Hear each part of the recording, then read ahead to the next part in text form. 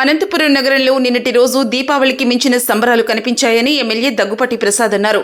Urban TDP కార్యాలయంలో ఆయన CMRF చెక్కులు పంపిణీ చేశారు. 27వ విడతలో మొత్తం 24 మందికి 15,22,000 రూపాయల చెక్కులు అందజేశారు. ఈ కార్యక్రమంలో టీడీపీ నాయకులు, కార్యకర్తలు పాల్గొన్నారు. ఈ సందర్భంగా ఎమ్మెల్యే మాట్లాడుతూ, కూటమి ప్రభుత్వం అధికారంలోకి వచ్చిన 22 నెలల్లో నియోజకవర్గంలో 550 మందికి మొత్తం 5.5 కోట్ల రూపాయలు సీఎంఆర్ఎఫ్ ద్వారా సాయం చేసినట్లు చెప్పారు. అమరావతి రాజధానిగా చట్టబద్ధత లభించడంపై అంతటా విజయోత్సవాలు నిర్వహించారన్నారు. బాణాసంచా కాల్చి సంబరాలు చేసుకున్నారు. 2014లో రాష్ట్రం విడిపోయి ఆర్థికంగా కష్టాలు వెంటాడుతున్నా రాజధాని లేని సమయంలో ముఖ్యమంత్రి చంద్రబాబు పాలన సాగించారన్నారు.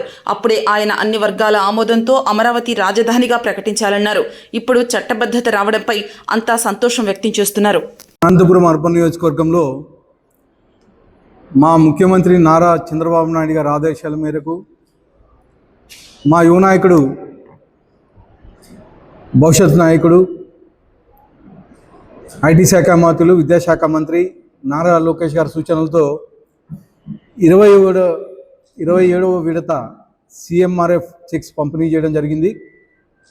ఈరోజు దాదాపు 16 లక్షల రూపాయలు 24 మంది లబ్ధిదారులకి ఇవ్వడం జరిగింది. ఇప్పటివరకు దాదాపు అనంతపురం అర్బన్ నియోజకవర్గంలో గతంలో ఎప్పుడూ లేనటువంటి విధంగా దాదాపు 5.5 కోట్లకు పైగా ఈరోజు సీఎంఆర్ఎఫ్ ఇప్పటివరకు ఇవ్వడం జరిగింది. కానీ మేము 20 నెలల కాలంలోనే దాదాపు 5.5 కోట్లకు పైగా ఈరోజు అనేక మంది లబ్ధిదారులకు ఇవ్వడం, దాదాపు 550 మంది లబ్ధిదారులకి, అంటే 550 ఫ్యామిలీలకి మేము ఈరోజు 5.5 కోట్లకు పైగా సీఎంఆర్ఎఫ్ కింద మా ముఖ్యమంత్రి నారా చంద్రబాబు నాయుడు గారు ఇవ్వడం జరిగింది. కానీ ఈరోజు మా ముఖ్యమంత్రి నారా చంద్రబాబు నాయుడు గారు ప్రతి ఒక్కరికి, బడుగు బలహీన వర్గాలకి, పార్టీలకు అతీతంగా ఏ పార్టీ అని చూడట్లేదు, ఎవరైతే లబ్ధిదారులు, ఎవరైతే అర్హులు ఉన్నారో వాళ్ళందరికీ ఈరోజు సీఎంఆర్ఎఫ్ అనంతపురం అర్బన్ నియోజకవర్గంలో అందించడం జరుగుతుంది.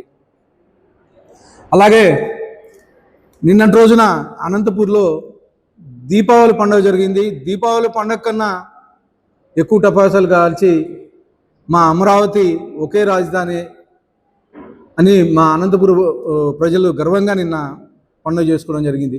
2014లో ఉమ్మడి ఆంధ్రప్రదేశ్ విడిపోయి కట్టుబట్టలతో ఆ రోజు అమరావతికి వస్తే అమరావతి రాజధాని అని చెప్పేసి మా ముఖ్యమంత్రి, అప్పుడు ముఖ్యమంత్రి నారా చంద్రబాబు నాయుడు గారు ఒక కమిషన్ వేసి, అమరావతి అయితే అన్నిటికీ అనుగుణంగా ఉంటుంది, డెవలప్మెంట్కి ఉంటుంది, అలాగే ప్రపంచంలో నంబర్ 1 స్థాయి నిలబెట్టే పరిస్థితి ఉంటుందని చెప్పేసి ఆ రోజు సింగపూర్, అనేక విదేశాలు తిరిగి మంచి క్యాపిటల్ని తయారు చేయాలని చెప్పేసి అమరావతి రాజధానిని నిర్మిస్తే,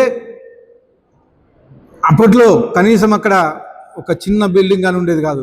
కానీ హైకోర్టు కట్టించడం జరిగింది, సెక్రటేరియట్ కట్టించడం జరిగింది, అసెంబ్లీ కట్టించడం జరిగింది, అనేకమైనటువంటి ప్రభుత్వ కార్యాలయాలు ఆ రోజు టెంపరీగా కట్టి పరిపాలనకు అనుగుణంగా ఉండే విధంగా రోజు బిల్డింగ్లు నిర్మించడం జరిగింది. నిర్మించడమే కాకోకుండా అప్పటి ముఖ్యమంత్రి నారా చంద్రబాబు నాయుడు గారు, ఇప్పుడు ముఖ్యమంత్రి నారా చంద్రబాబు నాయుడు గారు కనీసం ఇల్లు లేకోకుండా బస్సులోనే సంవత్సరంన్నర కాలంలో ఆయన ఉంటూ ఆ రోజు పరిపాలన సాగించిన పరిస్థితి. ఆంధ్రప్రదేశ్ ప్రజలకు చాలా అదృష్టం. కేవలం అమరావతి ఒక రాజధాని. గతంలో కన్ఫ్యూజన్లో ఉన్నాం. భావి తరాలకి మన ఆంధ్రప్రదేశ్ రాజధాని ఏంటి అని అడిగితే చెప్పలేని పరిస్థితి. అలాంటి పరిస్థితిని గత నెలలో అసెంబ్లీలో చట్టబద్ధత రూపొందించి పార్లమెంటుకు పంపిస్తే లోక్సభ ఆమోదం పొంది, నిన్నటి రోజున రాజ్యసభ ఆమోదం పొంది ఈరోజు ఆంధ్రప్రదేశ్కి అమరావతి ఒకటే రాజధాని అని చెప్పేసి చట్టబద్ధత కల్పిస్తూ చేసిన దానికి ప్రత్యేకంగా ప్రధానమంత్రి నరేంద్ర మోడీ గారికి, గౌరవ ముఖ్యమంత్రి నారా చంద్రబాబు నాయుడు గారికి, అలాగే ఉప ముఖ్యమంత్రి పవన్ కళ్యాణ్ గారికి, భవిష్యత్ తరం నాయకుడు, మా యువ నాయకుడు, ఐటీ శాఖ మంత్రులు నారా లోకేష్ గారికి ప్రత్యేకంగా అనంతపూర్ ప్రజల తరఫున ధన్యవాదాలు తెలుపుకుంటూ, మరొక్కసారి సీఎంఆర్ఎఫ్ అనంతపూర్ అర్బన్ ప్రజలకు బ్రహ్మాండంగా ఇచ్చిన దానికి ముఖ్యమంత్రి వర్యులకు ధన్యవాదాలు తెలుపుకుంటున్నాను.